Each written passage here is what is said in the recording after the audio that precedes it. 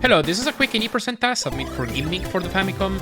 It's a human theory task, which is my way of saying that it's a task doing everything as optimally as possible while sticking to strats that are RTA viable. Check out this skip. This is fairly new, and it saves a bit over 15 seconds. It was found a few months ago as of the time of recording this video. And it has several frame-perfect and 2-frame windows. During the setup, it's pretty insane, but it's RTA viable. People have done this, so...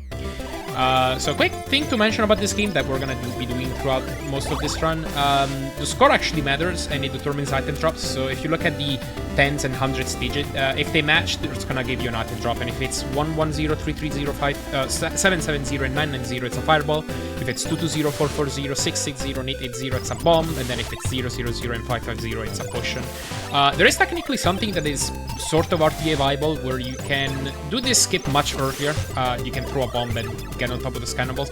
You can go much earlier, and then you can jump across from cannonball to cannonball, but it's like it varies between a frame-perfect window and a 2-frame window, and there are also very awkward jumps to time. So there's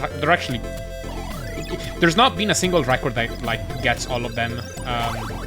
And I believe after resetting for level 1, you don't really want to do it. That bomb drop off the Weasel is a bit new. Very convenient because there's not very many places to manipulate a bomb drop there. That's Water Scope Skip. That's incredibly difficult. And that's a Death Warp, making use of missing ceiling tile. Saves about, like, what, 10 to 15 seconds of this stage. We actually do end up skipping quite a lot of this stage. We also want to manipulate our score for the next level. And you could jump on those pink flying things to help, but it's actually faster to do it here on this boss fight. After it's done, you throw a star and then you jump on it a few times, because every time you jump on the star, it gives you 10 points. Alright, so for level 4, we use the star to pacify the Lapras here, and then we also get a fireball off this pterodactyl, and then we jump on this one 3 more times to manipulate our score, because we're gonna be aiming to get more item drops later. And then there's a frame... It's not exactly frame perfect. It's a 2-frame window in theory coming up. There's this skip, but the 2 frames are staggered so that they have a frame in between where they don't work. The frame perfect part is the start throw, and that was the skip.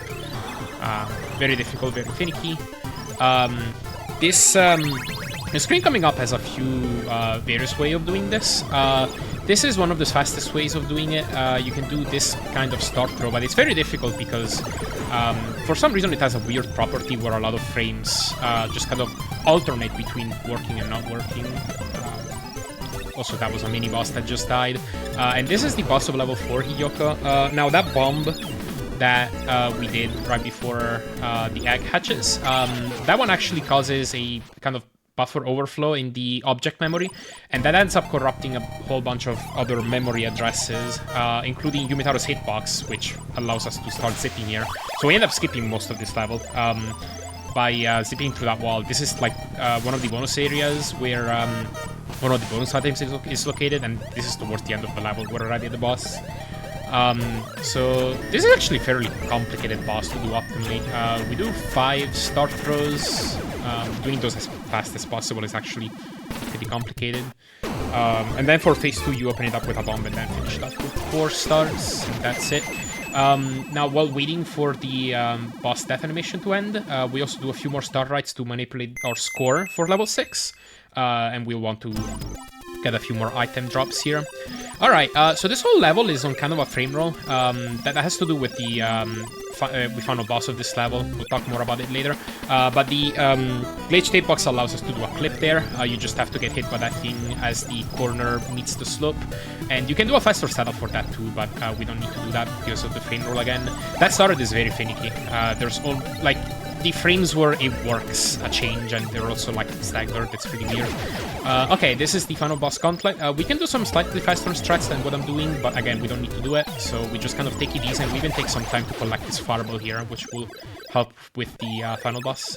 One final star ride, and then we still have a bit of leeway, so we wait a bit before entering the room, and then that's how we do the fight. We do 3 hits with the star and then 2 fireballs to finish it off, and that's the test.